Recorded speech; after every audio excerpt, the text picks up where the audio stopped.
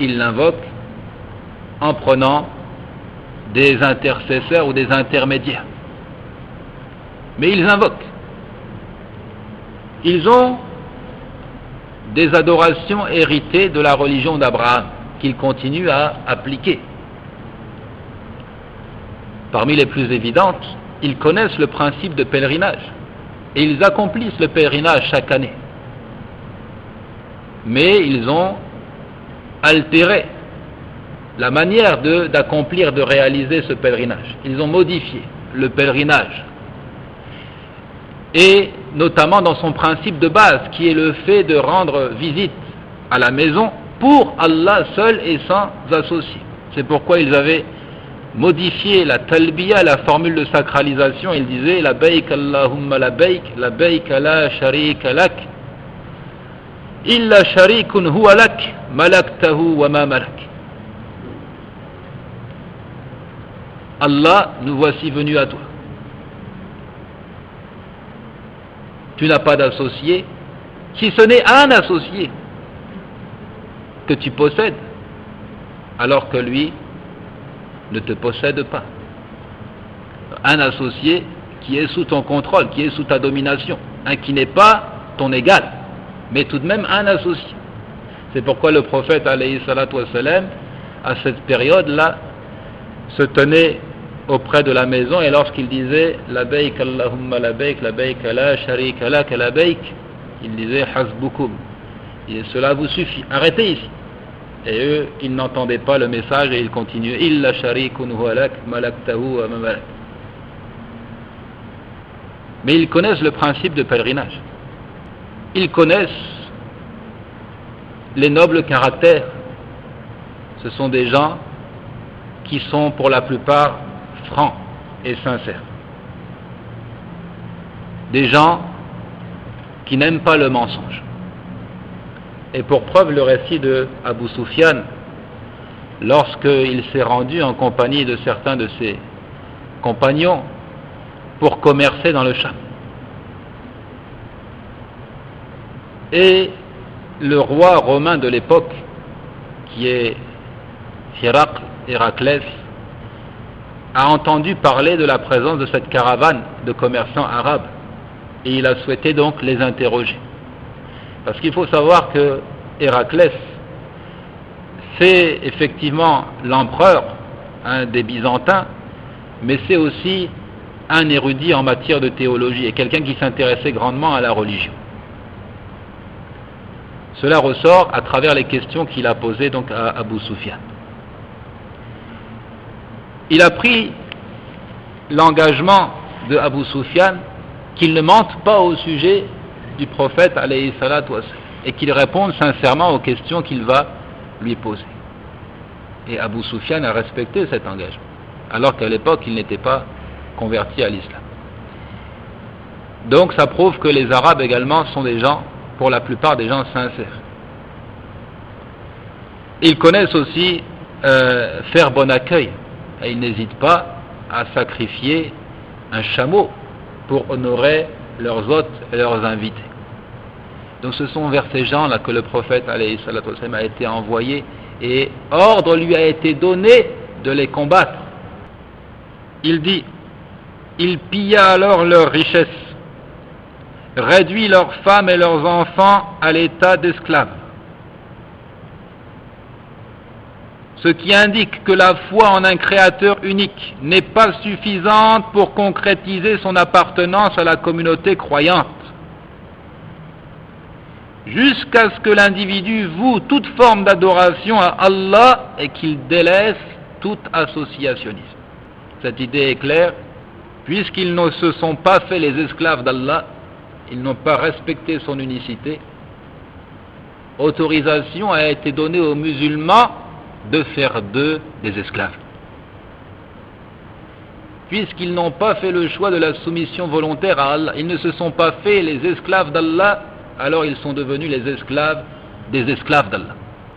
Donc jusqu'à ce que l'individu voue toute forme d'adoration à Allah et qu'il délaisse tout associationnisme, il dit c'est là la deuxième forme du respect de l'unicité d'Allah que nous avions nommée Tawhidu at-Talabi wal-Qasd, le respect de l'unicité d'Allah dans l'objectif visé, dans les intentions, ce qui correspond au respect de l'unicité d'Allah dans son droit à l'adoration. لذلك كل الرسل من أولهم نوح عليه الصلاة والسلام إلى آخرهم محمد صلى الله عليه وسلم لم يدعوا إلا لهذا التوحيد وإن ذكروا توحيد الربوبية فإنما ذكروه استدلالا به على توحيد الألوهية ولم يذكروه حتى يقروه في نفوس الناس.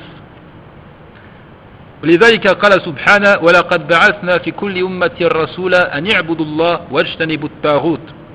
وقال سبحانه وما أرسلنا من قبلك من رسول إلا نوحي إليه أنه لا إله إلا أنا فاعبدون. وقال سبحانه وتعالى عن جميع الرسل أنهم قالوا لأقوامهم اعبدوا الله ما لكم من إله غيره أفلا تتقون. وهذا هو مذهب السلف الصالح الذي تؤيده الأدلة. ولذلك قال الرسول صلى الله عليه وسلم في حديث ابن عمر في الصحيحين أمرت أن أقاتل الناس حتى يقولوا لا إله إلا الله الحديث.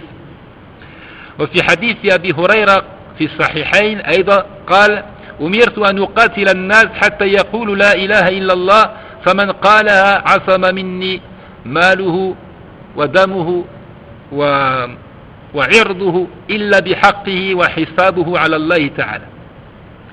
وفي حديث طارق بن أشيم الأشجعي من قال لا إله إلا الله وكفر بما يعبد من دون الله حرم ماله ودمه إلا بحقه وحسابه على الله تعالى فيما رواه مسلم. ولا حديث ولا آيات التي تؤيد هذه القاعدة كثيرة جدا. Il dit c'est pourquoi tous les prophètes du premier jusqu'au dernier sans exception depuis Noé jusqu'à Muhammad sallallahu alayhi wa sallam n'ont fait qu'inviter à cette forme du monothéisme pur. C'est là la religion de tous les prophètes, de tous les messagers. Et c'est d'ailleurs ce qu'ils ont en commun. Les messagers n'ont pas en commun le culte, c'est-à-dire la manière d'adorer Allah. Mais ils ont en commun l'esprit, l'âme de cette religion qui est de vouer un culte pur à Allah seul et sans associé. C'est pourquoi il disait alayhi salatu wa salam Al-anbiya ikhwatun li'allat ummahatuhum shatta wa dinuhum wahid. Il disait alayhi salatu wa salam les prophètes sont des frères. Leurs mères sont différentes, mais leur religion est unique. Non pas dans le comment de l'adoration, il y a des variantes, il y a un phénomène d'abrogation, mais dans l'essence même du culte qui consiste à vouer toute forme d'adoration à Allah seul et sans associé. Ils sont des frères. Leur message est un seul et même message.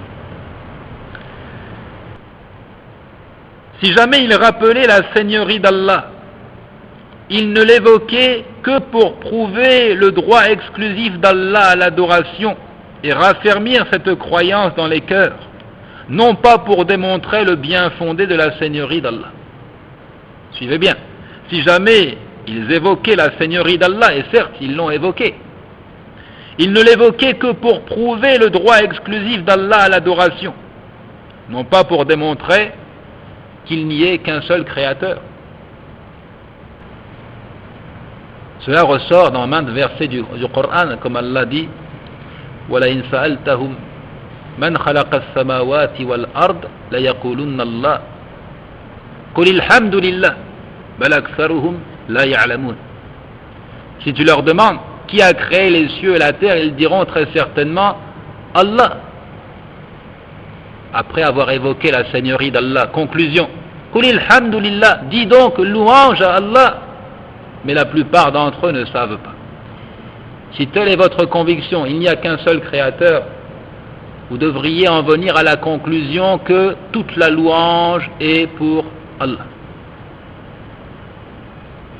C'est-à-dire, en d'autres termes, l'adoration doit être vouée à Allah.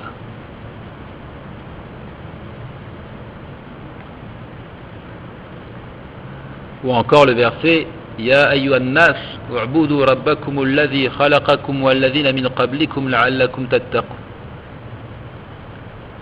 Alladhi ja'ala lakum al-arda firasha was-samaa'a binaa'a wa anzala minas samaa'i maa'an fa akhraja bihi minas thamarati rizqan lakum fala taj'alu lillahi andadan wa antum ta'lamun. Le premier ordre et la première interdiction que nous trouvons dans le Coran, le verset 21 et 22 de la Baqarah. Première forme impérative. Ô les gens, adorez votre Seigneur qui vous a créé, vous et ceux qui vous ont précédés. Ainsi atteindrez-vous la piété. C'est lui qui a fait de la terre pour vous un lit. Et du ciel un toit, qui précipite la pluie du ciel et fait sortir toutes sortes de fruits pour votre subsistance. Ne lui cherchez donc pas des égaux alors que vous savez. Ordre de lui vouer l'adoration seul et sans associé, interdiction de lui donner des associés, tout cela est appuyé par le fait qu'il soit l'unique créateur. Pourquoi l'adorer? Simplement parce qu'il est l'unique créateur. Donc, on veut illustrer ici l'idée suivante. Lorsque les messagers citent la seigneurie d'Allah, c'est pour prouver le droit exclusif d'Allah à l'adoration. Le Très-Haut dit, et nous avons envoyé dans chaque communauté un messager pour leur dire, adorez Allah et écartez-vous des idoles. Chaque messager est venu avec ce message. Adorez Allah et écartez-vous des idoles ou encore des fausses divinités. Il dit aussi, et nous n'avons envoyé avant toi aucun messager à qui nous n'ayons révélé pas de divinité autre que moi, adorez-moi donc. Ces versets sont explicites, prouvent que tout messager portait le même message. Et le Très-Haut déclare que tout messager dit à son peuple, adorez Allah, vous n'avez pas de divinité autre que lui, ne le craindrez-vous donc pas? Il dit, c'est là la croyance des anciens de la communauté, qui est effectivement puisée dans les textes de la révélation, les textes qui appuient tous cette idée, selon laquelle donc, l'objectif pour lequel le prophète est envoyé, c'est d'inviter les gens à l'adoration exclusive d'Allah. Et dans la version du récit authentique de Ibn Umar, dans les deux recueils authentiques de Al-Bukhari et Muslim, ordre me fut donné de combattre les gens jusqu'à ce qu'ils témoignent qu'il n'y a pas de divinité vraie en dehors d'Allah.